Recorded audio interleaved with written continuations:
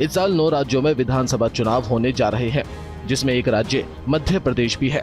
2023 में जिन 9 राज्यों में चुनाव होंगे उनमें लोकसभा की सबसे ज्यादा 29 सीटें मध्य प्रदेश में पड़ती हैं। चुनाव से पहले मध्य प्रदेश का सियासी पारा बढ़ता हुआ दिखाई दे रहा है।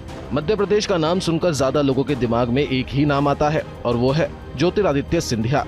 जानकारी के लिए हम आपको बता दें कि साल 2020 में चंबल की राजनीति ने भी एक बगावत देखी थी। ग्वालियर के महाराज ज्योतिरादित्य सिंधिया की बगावत से कांग्रेस की सरकार रातों रात गिर गई थी। साल 2018 में हुए विधानसभा के चुनाव में कांग्रेस ने 1.5 दशक बाद सत्ता में वापसी की थी। लोकसभा चुनाव में हार से बौखलाए सिंधिया की बगावत के बाद महज 1.5 साल में ही कांग्रेस के हाथ से सत्ता फिसल गई।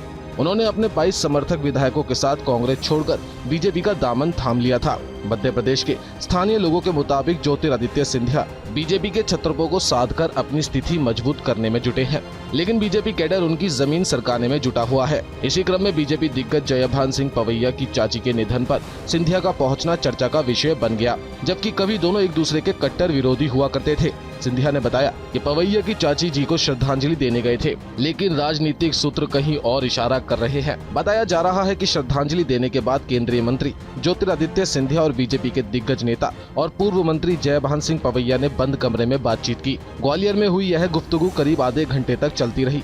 माना जा रहा है कि सिंधिया और पवैया के बीच हुई बातचीत में नए मंत्रिमंडल को लेकर चेहरे पर भी चर्चा हुई।